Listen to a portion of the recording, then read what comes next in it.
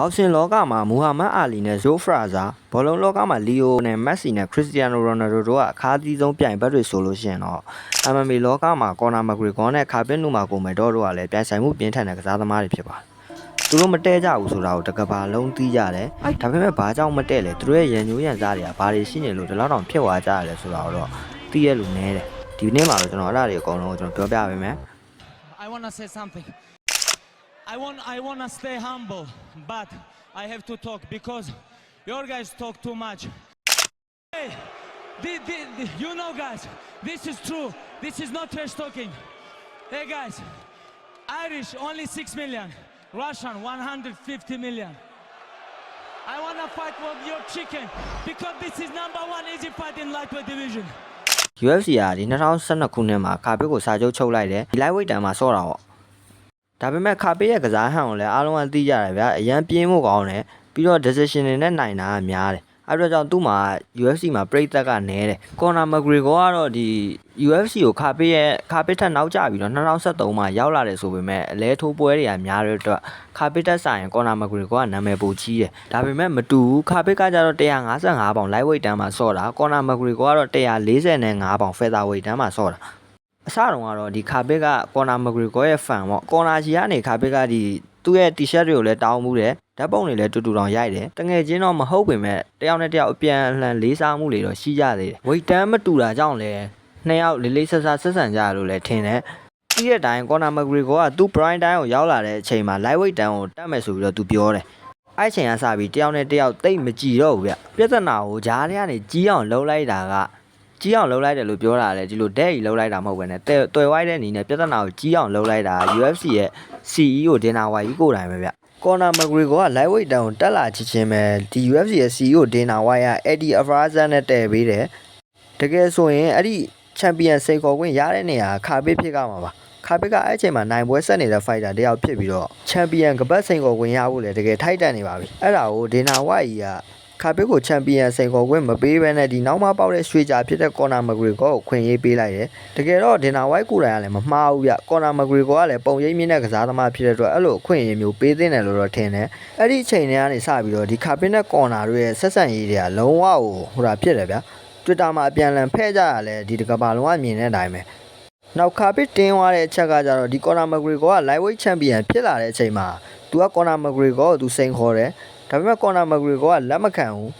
သူ့မိန်းမမှာကိုဝင်ရှိတဲ့ကိစ္စနဲ့ပဲအနားယူနေတယ်ပြီးတော့ကိုဝင်ကိစ္စပြီးသွားတာတော့မှသူကချက်ချင်း MMA ကိုပြန်မထိုးဘဲနဲ့ဘောက်ဆင်တွေထိုးနေတော့ခါပစ်တယောက်ကတော်တော်ဒေါသကိုထွက်သွားတယ်ဗျနောက်တော့ခါပစ်နဲ့ကော်နာတို့ရဲ့တကယ်ပွဲကြီးဖြစ်စေမဲ့ကိစ္စတခုကိုဖြောသွားခဲ့တယ်အဲ့ဒါဘာလဲဆိုတော့ဒီကော်နာမဂရီဂိုနဲ့လေးချင်းပေါ်လည်းဖြစ်တဲ့ကော်နာရဲ့တငယ်ချင်းလည်းဖြစ်တဲ့ရုရှားသားတယောက်ကသူ့ရဲ့ရုရှားနိုင်ငံကိုသူတက်လဲတယ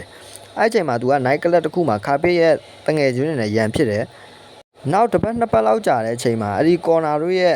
့အဖွဲ့တွေကတယောက်ကတော့တနက်နဲ့3ချက်ပြစ်ခံရပြီးတော့မသေးပေမဲ့သေမလို့ဖြစ်သွားတယ်တနက်နဲ့ပြစ်တဲ့အဖွဲ့တွေမှာလည်းခါပစ်ရဲ့တငယ်ချင်းတွေပါတယ်ဆိုပြီးတော့သတင်းတွေရှိတယ်အဲ့လိုနဲ့ခါပစ်နဲ့ကော်နာဖြစ်တဲ့ကိစ္စတွေမှာသူတို့တငယ်ချင်းတွေကပါလာပြီးတော့လုံးဝကိုကပ္ပရန်တွေဖြစ်သွားကြတယ်ဒီ attack interview တစ်ခုမှာဒီခါပစ်ကကော်နာမဂရီဂိုကို chicken ဆိုပြီးတော့ခေါ်ဦးတာကိုအားလုံးကလည်းတွေးကြအောင်ပါဒီကတော့အဲ့ဒီ chicken ဆိုတာကတော့ဒီအင်္ဂလိပ်လိုပြန်လို့ရှိရင်ကြက်သားတို့ပါတို့လို့ပြောလို့ရတယ်ဆိုပေမဲ့သူရုရှားဘာသာနဲ့စကားကြတော့ဒီထောင်နေထဲမှာဒီဖင်ချခံရတဲ့ကောင်တွေကိုအဲ့လို kitchen လို့ခေါ်ကြတာဗျာတကယ်တော့အဲ့အဓိပ္ပာယ်ကိုကော်နာမဂရီဂိုကလည်းမသိဘူးဒါပေမဲ့ကော်နာမဂရီဂိုရဲ့လေ့ကျင့်မှုကရုရှားနိုင်ငံမှာမွေးတာဆိုတော့အဓိပ္ပာယ်ကိုသိတယ်အဲ့ဒါနဲ့ကော်နာကိုပြန်ပြောတော့ကော်နာကလည်းမကြည့်ဘူးဒီလိုနဲ့ပဲ2018အောက်တိုဘာလ6ရက်နေ့မှာခါပစ်နုမာကိုမယ်တော့နဲ့ခါပစ်တို့ရဲ့ပွဲကဖြစ်လာကြတယ်အဲ့ပွဲစဉ်ကလည်းဒီရောင်းအကောင်းဆုံးပွဲစဉ်တွေထဲမှာတကယ်ထိတ်တန်းမှာချိတ်တဲ့ပွဲတစ်ပွဲဖြစ်လာခဲ့တယ်ပွဲမစခင်ဒီ press conference မှာလည်းကော်နာမဂရီကလေတိုက်တာတော်တော်ကြမ်းတယ်ဗျဘာသာရေးလူမျိုးရေးနဲ့ဒီမိသားစုတွေကထိပါပြောဆိုခဲ့တယ်ဥပမာအနေနဲ့ပြောရမှာဆိုအဲ့ဒီခါပစ်ရဲ့အဖေအဒူမနတ်နူမာကိုမယ်တော့ကခြေချင်းညခေါင်းဆောင်တွေနဲ့မိတ်ဆွေတွေဗျဒါပေမဲ့အဲ့ဒီအားလုံးသိကြတဲ့ခြေချင်းညခေါင်းဆောင်အကုန်လုံးကခေါင်းဆောင်လို့မတတ်မှတ်ပဲနဲ့အာနာရှင်လို့တတ်မှတ်ကြတယ်အဲ့ဒါကိုထောက်ပြီးတော့ကော်နာမဂရီကမင်းဖေကအာနာရှင်ကိုဘောမနေတာဆိုပြီးတော့ပြောတာပဲနောက်ပြီးတော့ဒီခါပစ်ရဲ့မန်နေဂျာဖြစ်တဲ့အလီအပ်ဒလာစစ်ကဒီအကျန်းဖတ်သမားတွေနဲ့ဆက်ဆံခဲ့ဘူးလေဗျပြီးတော့နိုင်ငံကူးလက်မှတ်အတူနဲ့အမေရိကန်နိုင်ငံတွေကိုခိုးဝင်ပြီးတော့အမေရိကန်မှာအဖမ်းခံရသေးတယ်အဲ့ဒါကြောင့်မလို့ကော်နာမဂရီကလည်းအဲ့ဒါတွေကိုထောက်ပြတော့အားလုံးကသွေးစုကုန်ကြတယ် တ တကယ်လဲပွဲဖြစ်ရောခါပေးရဲ့ဒီကျွမ်းကျင်လာတဲ့နဘန်စကေးတွေကြမ်းကင်မှုတွေတက်လုံးတွေကိုမရှင်းနိုင်မဲနဲ့လေးချီမြောင်းမှာပဲကော်နာမဂရီကောတယောက်ခါပေးကိုလက်ပုတ်ရှုံးပေးခဲ့ရတယ်စင်မောမှာပွဲပြီးပြီမဲ့လို့ခါပေးတယောက်ကတန်စကားတွေကနေခုံထွက်ပြီးတော့ကော်နာမဂရီကောရဲ့ဘော်ဒါဖြစ်တဲ့ဒီဒိုင်လွန်ဒန်အနစ်ကိုရန်မူလိုက်တော့အားလုံးကရှုပ်ချက်ခတ်ကုန်တယ်ခါပေးဂျင်အားကောင်းတွေအကုန်လုံးကလည်းကော်နာမဂရီကောကိုစင်မော်တီတက်ထိုးကြတယ်အဲ့ဒီဖြစ်ပျက်ခဲ့တဲ့ကိစ္စပေါ်မှာအားလုံးကတော့ခါပေးနှုတ်မှာကိုမယ်တော့မှားတယ်ဆိုပြီးတော့ပဲပြောကြတယ်ဗျတကယ်လို့သူနိုင်တဲ့သူကခပ်ဖက်ယူပြီးတော့အောင်ပွဲခံလိုက်မယ်ဆိုရင်ပြဿနာအားလုံးကပြီးသွားပြီဗျာဒါပေမဲ့အဲ့ပွဲမှာအနိုင်ရပြီမဲ့ခါပေးကကပတ်မရသွားခဲ့ဘူးဒီနီဗာနာကော်မရှင်ကဒီခါပေးရဲ့အပြုအမူကြောင့်ပွဲ6လပယ်ခဲ့ပြီးတော့ဒေါ်လာ9သိန်းတန်ရိုက်ခဲ့တယ်တကယ်တော့ဒေါ်လာ9သိန်းဆိုတာနည်းနည်းတော့ပမာဏမဟုတ်ဗျ UFC fighter တယောက်ရဲ့ဆက်စတရားဝင်ထိုးကြီးတောင်မှဒေါ်လာ12000လောက်ပဲရတာဗျဒါပေမဲ့ခါပေးကထိုးကြီးမြင့်တဲ့အတွက်ဒေါ်လာ9သိန်းဆိုတာမသိတာဘူးကော်နာမဂရီကောကိုလည်းပွဲ6လပယ်ခဲ့ပြီးတော့ဒေါ်လာ9000တန်ရိုက်ခဲ့တယ်ခါပစ်စင်းထိုးခဲ့တဲ့ကော်နာမဂရီကောရဲ့ဘော်ဒါအဲ့ဒင်လွန်ဒိုင်းနစ်ကိုလည်း UFC ပွဲတွေမှာအကူလုံးခွင့်ကိုပိတ်လိုက်တယ်နောက်ပိုင်းမှာတော့ကော်နာမဂရီကောက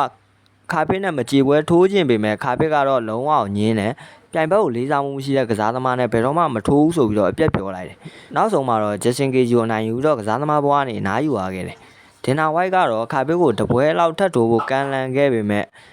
ခါပစ်ကတော့လက်မခံခဲ့ပါဘူးအဲ့လိုနဲ့ခါပစ်တယောက်ကအနားယူသွားတယ်ဆိုတာကိုသိလိုက်ရတဲ့အချိန်မှာပဲကော်နာမဂရီကောကသူခါပစ်ကိုသူ status တင်ပြီးတော့သူပြောတယ်ဒီပွဲမှာမင်းရဲ့စွမ်းဆောင်ရည်တွေကောင်းတယ်မင်းနားယူသွားပြီမဲ့ငါကတော့ဆက်ရှောက်နေအောင်ပါပဲမင်းအဖေကွယ်လွန်သွားတဲ့အတွက်လည်းမင်းရဲ့မိသားစုနဲ့ထပ်တူပဲငါစိတ်မကောင်းဖြစ်ရတာပဲဆိုပြီးတော့ကော်နာမဂရီကောက status တင်ခဲ့တယ်ပြီးတော့ခါပစ်နဲ့ဂျစင်ကေဂျီတို့ပွဲမစခင်မှာလဲကော်နာမဂရီကောကသူ့ရဲ့ဝီစကီကြော်ညာနဲ့စပွန်ဆာပေးခဲ့သေးတယ်ဗျအခုကတော့သူတို့ကြားမှာလုံးဝကိုပြည်လဲတယ်လို့ပြောလို့မရပါပဲအမုံမီလေးကတော့နည်းနည်းငြိမ်သွားပြီလို့ပြောလို့ရတယ်ဗျဒီလောက်ဆိုရင်တော့ကော်နာမဂရီကောနဲ့ခါပစ်နှုတ်မှာကိုမီတော့တို့ကြားရန်ပွဲကြောင်းနားလဲလောက်ပြီလို့ထင်ပါတယ်